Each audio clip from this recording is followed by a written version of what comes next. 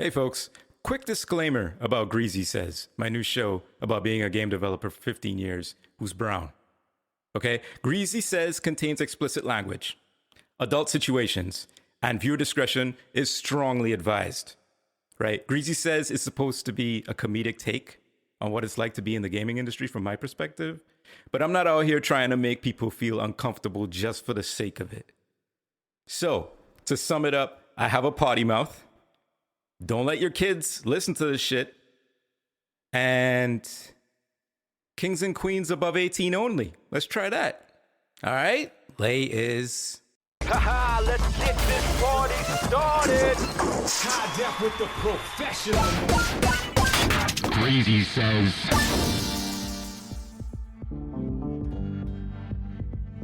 Yeah.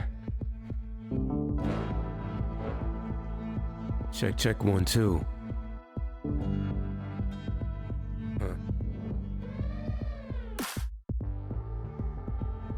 Happy holidays. Happy holidays. This is Greasy Says. I'm watching my neighbor try to plug in his electric car in the rain. I know I said I wanted an EV, but I didn't think about that part. It's probably safe, right? He just left it there in the wet grass, the cable. That's probably fine. It's probably safe, right? Doesn't turn your lawn into a Bioshock lightning trap, does it? I don't think so. There he goes in his cool electric car. Man, I want an electric car. Maybe next year. Because we're about to head into a recession, right? That's what everybody's saying. You know what I mean? There's all kinds of layoffs in tech. I'm sorry for y'all out there. Sorry to start on a bummer too. But I'm sorry to all the people out there who may have got cut from a team or, you know what I mean, reduced hours or some shit, got fired, got let go. Don't worry, everything will pick back up. You'll get back on your feet.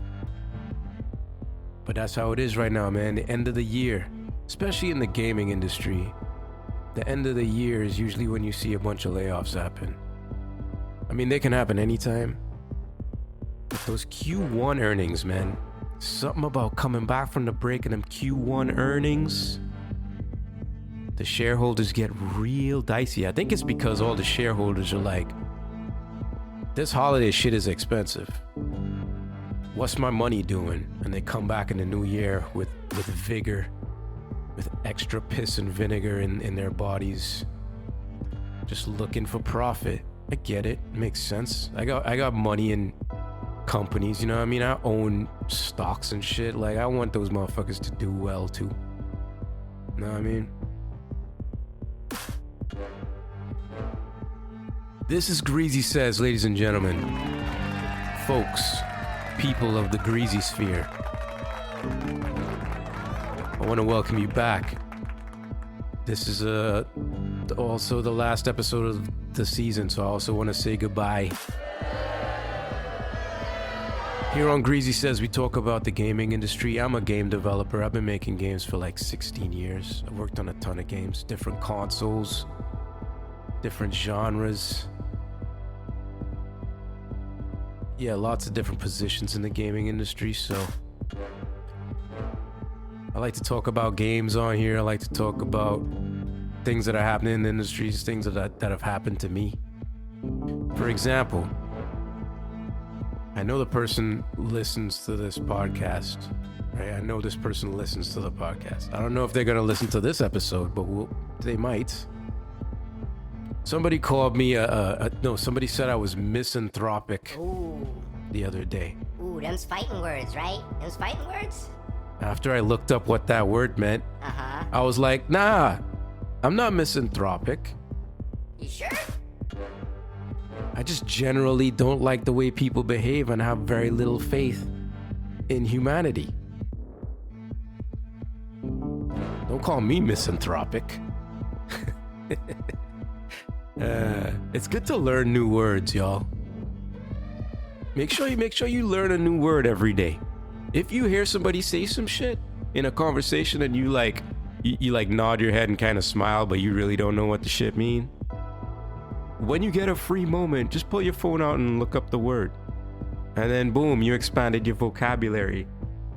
That's not even a game development tip. That's just like a tip for life, you know what I'm saying? That's why you gotta read books, not just articles. Is that more advice for you? Yes, or? yes. Oh, okay. I know, I don't read enough. I mean, isn't reading the text boxes in a video game considered reading a book? If you're playing an RPG, a JRPG, and you're reading all the text boxes, you're essentially reading a book. So that counts, right?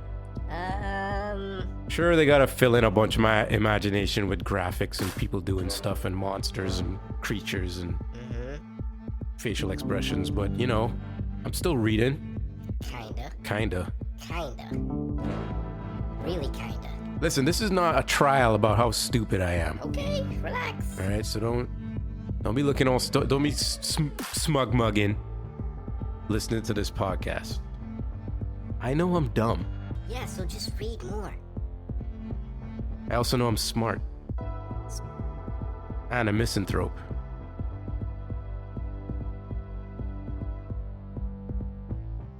So, anybody been on fucking social media recently? Of course you have. Have you seen everybody putting up AI art versions of themselves? Sure you have. I like it. I think it's cool. I think it's amazing that we have access to this technology that can recreate us so easily through AI. Like, it takes absolutely no effort on our part. But I'm worried, y'all. I'm worried. I'm not worried about AI taking over the world so much. Like, it will. It's gonna happen. It's already happening. It's already happened. Right? We're in that age now. I'm worried about y'all and how you view yourselves, your self-image. Like, I'm seeing a lot of these AI pictures and every one of y'all look like an Avenger or some shit. Y'all have this crazy high perception of yourselves that is not true. You do not look like fucking Hawkeye or you know, you're not swole like the dude from Guardians of the Galaxy. You know what I'm saying? All of these AI pictures, everybody looking fly as hell. Where are the goofy ass AI pictures? Where's the AI picture that looks like how you think you look when you look in the mirror? I want to see those versions of the AI pictures. Anybody going to post those? Anybody going to grow a pair and post some ugly ass AI pictures? This is the picture of me sitting on the couch with my hand down my pants, covered in chips. Belly out, stinking. Show me that AI picture. I want to see that. If I ever put out an AI picture of myself, which I probably won't, I'm gonna go hyper realistic. Yeah. Hyper realistic.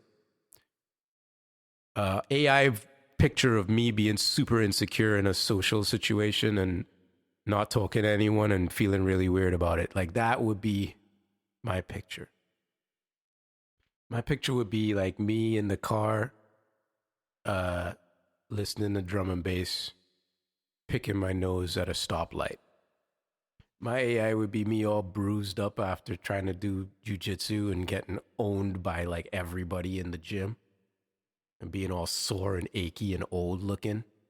That's what my shit would look like. I would want an AI picture of myself the millisecond before I sneezed. That's what I want to see.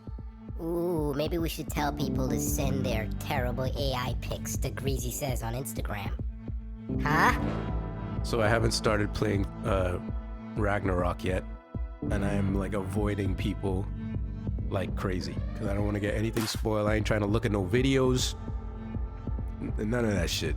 And like, okay, I follow the lead artist on that game, and he posts, you know, images of his like amazing 3D characters, the work he's done. And even that, I'm like, nope, Nope, hide all your notifications, bud, because you getting a little bit too far into the story with all these characters you're revealing on your feed. So I can't be looking at your feed no more. Nope, delete Instagram. That's it. Don't need to follow Rafa Grasetti anymore. Is that his name? Rafa Grasetti? I think his name's that. Yeah. Dope ass fucking artist, man. Holy shit. Incredible work. Yeah. So I've been playing some other shit, man. I'll talk about some of them today. But yeah, I was in the mood for a Metroidvania type game, and I think I found that.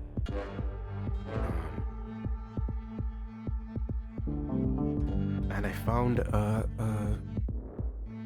an unexpected gem that I got on sale, and I wasn't sure it was going to be any good, and I thought I may have left this genre of game behind, but apparently I haven't, which is very impressive. So I look forward to talking about that in today's What You Playing.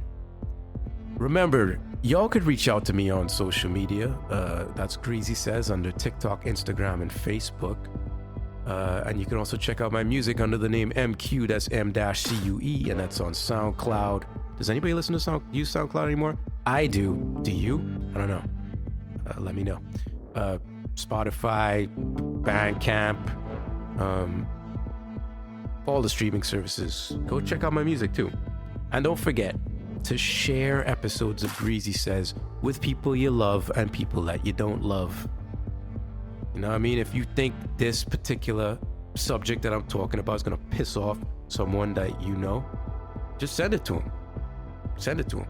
And they'll be like, why did this person send me this jackass who talks about video game development and often not about video game development and is mildly entertaining?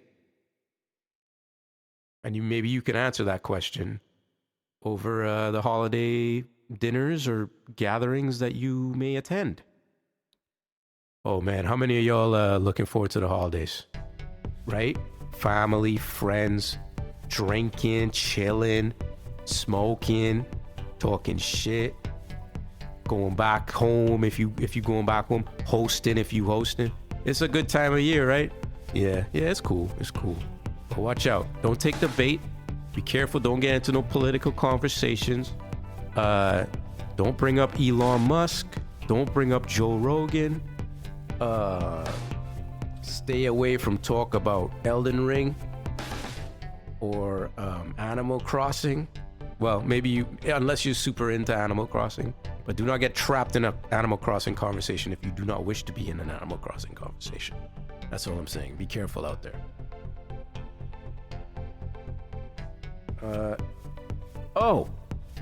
Before we kick off the rest of the show, I'm just going to keep rambling. I'm just going to do it because that's what I do. I wanted to talk about the albums of the year. Albums of the year. Wow. I listen to a lot of music, probably not as much as some other people I know, some other musicians that I know who consume music. They just binge music all day long. But this year, 2022, right, with all of the other bullshit that happened in 2022 had some of the most fire records in like maybe the last like 4 years. Fire albums. And I want to take a moment to tell y'all about these. Maybe you heard them, maybe you haven't. You probably heard a few of them, right? Okay. I mean, we got blessed. Mr. Morales, Kendrick's record, bomb shit. Came out of nowhere. It's like listening to a thesis, man. Like, it's actually one of those records that I listened to a lot at first and then stopped listening to because every time I listened to it, it was like a workout, like a mental workout, and I'd be tired after listening to that shit. Like that record was education and like mental calisthenics trying to keep up with that record. It was crazy. Fire. Gifted by Coffee. Okay. One of the new princesses, if you want, not queen yet, but a princess of dancehall and of reggae. Her record, Gifted, was fantastic front to back. fire shit. Carried me through a lot of summer. It was amazing. If you haven't checked that record out, go check it right now. And then Not Tight by probably my new favorite band ever. I missed them. They came to my city. I didn't get to see them. I kick myself constantly for not going to that fucking show, because they're probably going to be way more famous the next time I see them, and tickets will be way more expensive and I won't be able to get as close. But Not Tight by Domi and JD Beck. That might be my album of the year, hands down. It's definitely the album I listen to the most. A mix between hip-hop and jazz, very, very complex, incredible jazz by two of the craziest players that I've heard in a long time. Very young and incredibly talented. That record is I mean, they got Thundercat and Herbie Hancock on the same record. All right, so just think about that for a second. It's unbelievable. Louis, right? I said fuck Lewis's, except this one. That's right. Louis by Kenny Beats. what's wrong with by Kenny Beats? Yeah, come on. Kenny Beats basically debut record. Yeah. Unbelievable. It's a classic. It's a fucking classic. It's almost like a Donuts. I don't want to be sacrilegious or nothing like that, but it's like this for a debut. This Beats record is one of the craziest records ever. It's so energetic. It's so jazzy. It's so pretty. It's so grimy. It's everything. Yeah. If you haven't heard that, just press pause. Go listen to that shit. And then finally on my list, I'm sure there's more, right? Finally on my list was Cheat Codes. That's Black Thought and Danger Mouse. Danger Mouse. I mean, this is his great return right here. And he puts out a record with arguably the best MC to ever grace the planet. And this shit is complete, utter hellfire, man. Like, the features on that shit are incredible. The beats are incredible. The orchestration is incredible. The bars are, I mean, there's Black Thought bars, so, you know, signed, sealed, delivered. Greatness. I've been very, very excited about the albums that came out this year. Are you listening to anything that I should be listening to? What are your albums of the year of 2022? Reach out to me on social media, Greasy Says on TikTok, Instagram, and Facebook, and just let me know what you listening to. You know what I mean? I might talk about it in the next episode when I come back for the season 3. What were your records of this year? Let me know. I always need to know new music, so always hook your boy up. Hook your boy up. Hook the greasy people up that are out there listening, so that we could all benefit. All right, Greasy Says on Instagram, on social media is what I really wanted to say, but I said instant. So, Greasy Says on Instant. What you play, what you play, what you play, What you playing? what are you playing? What you playing? Been playing 2 games. The first, Dead Cells. Dead Cells is the game I think I always wanted when I was like 21 years old, right? Symphony of the Night type game was few and far between back then. And personally, I remember clamoring for a pixel side-scroller Metroidvania type game back then. Like, I couldn't get enough of those games. Those games were the most fun. They had the most like longevity. If you're a completionist, you love those types of games. New Game Plus, etc., etc. In today's climate, there are quite a few of those games because those games are nostalgia. So nostalgia sells nowadays. That's why board games are back. But this one is well done.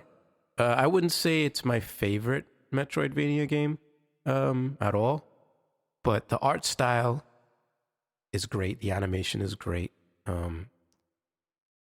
It feels a lot like Symphony of the Night. I would say it doesn't play like Symphony of the Night, but it tries to look like Symphony of the Night. But it's not as dark and serious and foreboding as Symphony of the Night. It doesn't take itself seriously at all. The main character is hilarious. There's very much like a lot of fourth wall breaking,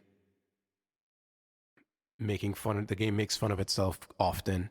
I mean, there's you can use a pan, like a frying pan, on the end of a rope, and that's a weapon. I think they call it a pan chaku or something like that. That's hilarious. Yeah. It's a roguelike. So, you die over and over and over, and you get stronger and stronger, and you level up your base character and the skills that character might have access to. You up your chance of rolling a weapon that's really good when you start a level after you die. And it's pretty hard. I mean, it doesn't hold your hand in terms of difficulty. It kills you a lot early. And that might turn a lot of people off if you're not into Metroidvania type, or if you're not into roguelikes, I should say. It doesn't pull punches at the beginning of the game. But, as you invest more time and build up your character and your sort of backlog of abilities, levels get easier. You end up playing for longer. So it's been a lot of fun playing that type of game. But it's a dangerous game because, like I'm saying, the game sometimes would take 2 to 3 minutes per session. Like you would play through, die, and then you'd start over. And at that point, you could be like, I feel defeated, I quit. And you'd walk away. But now I've reached a point where every time I play, a play session is now like 15 minutes because my guy's so powerful and I can make it further into the game. So it's a game that, and I don't know if roguelikes are designed intentionally this way, but it's a game that the more you invest, the more time you have to invest on every play session. So every play session gets way longer, and every complete session, not just when you die, but if you decide to play after every time you die, those sessions get longer. So you end up spending way more time in the game the longer you've been playing the game, the more high level your character is. Which is like the opposite of how other games work, right? Because you come more powerful in something like God of War or in whatever, any other game really, and you fly through the level super fast. In a Dark Souls game, you're super powerful. You hit that motherfucker once in an early stage, and he goes down immediately. It doesn't take 5 minutes to fight a guy anymore. But in this game, the levels are getting way longer. You're playing way more time. Is that how roguelikes are designed? Is that purposeful, or is that just a consequence of creating a roguelike? Very curious about that. I've never worked on a roguelike before. If anybody out there has worked on one, please let me know if that's an intentional design. I'd be very curious to know. Other game I've been playing, completely other side of, again, I think I've been doing this recently where I play a game and another game at the same time, but they're completely opposite. So, Dead Cells, fast-paced action game, Twitch reactions. It's all about dodging, smashing, violent, quick, fast game. Twitch type shit. On the other side, I've been playing Ni no Kuni 2. Anime. I never played the first Ni no Kuni. I was very intrigued because it looks like a Studio Ghibli anime, which is always fun. But I never played it because I've kind of found recently that I don't really like JRPGs anymore. I feel like JRPGs have fallen way behind in terms of game design and innovation. I played Final Fantasy, 15? 15? The really crazy expensive one that took forever to come out. That was like a PS4, supposed to be a PS4 launch title. I was really disappointed with that game. I really wanted to like it. I even got it on PC because the graphics were going to be amazing. I played it for like maybe 3 hours and I was like, this game is boring as hell. Like, why am I... This boy band shit is, first of all, is annoying me. But then the gameplay itself, it felt very clunky. It didn't feel very rewarding when you beat characters. It didn't feel like you you had control of your characters, like you knew what you were doing. You didn't have agency, it felt like. It felt like you pressed a button and then the game kind of played itself for you. So I've been kind of off of this modern take on JRPGs where it's turn-based, yes, but there's a lot of real-time movement and sort of AI-controlled party members. I'm not a fan of that. But Ni no Kuni has, the second one anyway, has a charm to it, and the gameplay has been tweaked in a way where it's still sort of hands-off in terms of your party members, but you as a main character still have a lot of agency about what you do. There's lots of ways to fight in a Ni no Kuni fight. You can stand back, you can use your, what do they call them? Kinderlings or Kitterlings or something like that. It's these little spirit animals that pop up. They're like little Pokemon. They kind of look like the tree demons or gods or spirits that exist in Princess Mononoke. Again, another Studio Ghibli style character. What am I trying to say? I'm saying the combat, I feel like I'm in more control of the combat. It feels easier to play than a traditional RPG because I'm not stuck in menus, but it's way more rewarding than Final Fantasy 15 was when I play combat. Then there's a lot of other sort of mini game aspects of Ni no Kuni 2. There's city building. There's sort of kind of like a materia system or a Final Fantasy skill system, but it's infinitely reconfigurable. You're not locked into a path at all, which I really like. The story kind of stays out of the way. It tells its story quickly. It doesn't bog you down with a bunch of dialogue in between major scenes. They try to cut through a lot of the incidental scenes that happen in typical JRPGs that really serve no purpose and are filled with ellipses and like, reaction sounds and shit. They don't have a lot of that in this game, which I really like. They did a very awesome thing. They made the world map a throwback or an homage to JRPGs of old, where the characters instantly become a miniature, cutified version of themselves. You mean like chibi style, right? Yeah. Yeah. And when you're running around in the world map, your characters look completely different. I always liked that about the old Final Fantasy 7 and stuff like that. I really like the really cutesy mini characters when you're in the overworld. And then when you get into a fight, you see the full-sized, sort of more realistic characters. Art style is fantastic. It looks like a Studio Ghibli cartoon. What more do you want? Backgrounds are great. They look hand-painted in stills. When you pause the game, you swear you're looking at an animation still.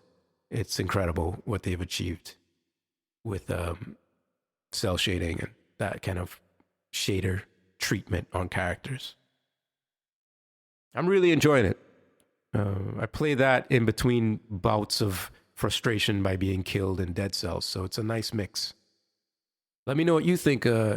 Dead Cells, Ni no Kuni 2, has anyone played it? Do you enjoy it? Greasy Says, Instagram, TikTok, Facebook, or greasysays@gmail.com. Reach out.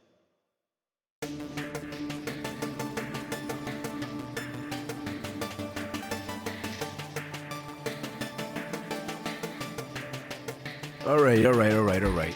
So between recording that last shit and now, guess what? Your boy got sick again.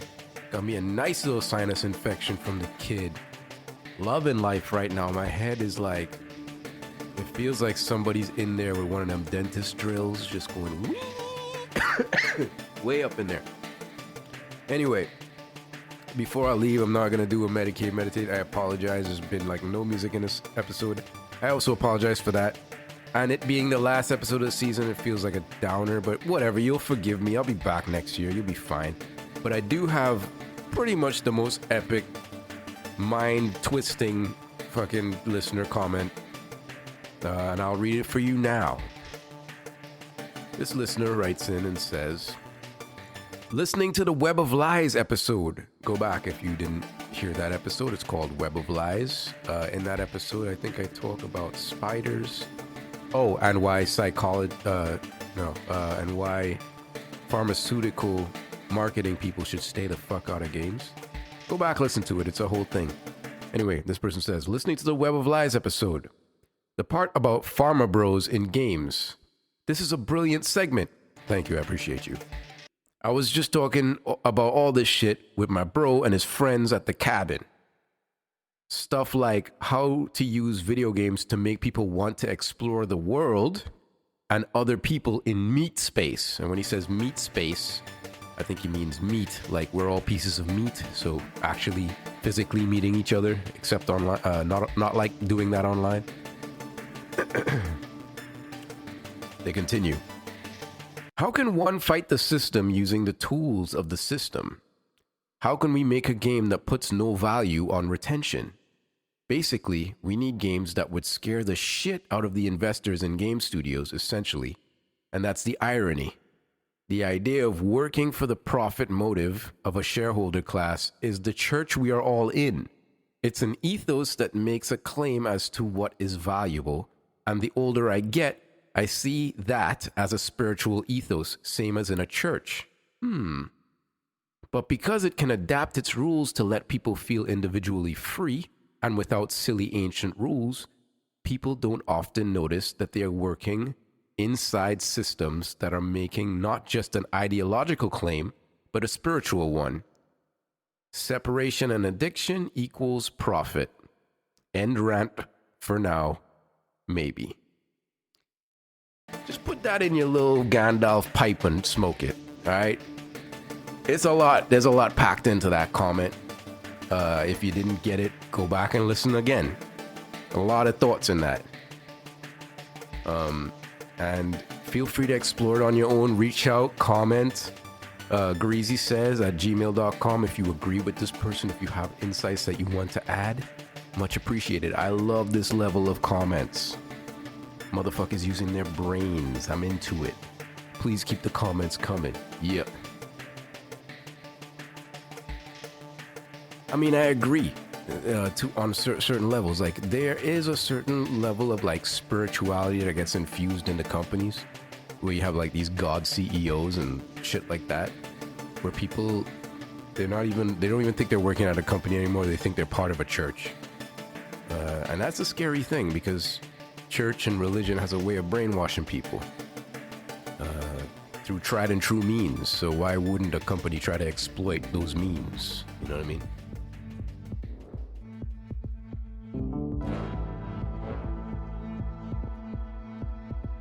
All right, let's wrap it up and get the hell out of here.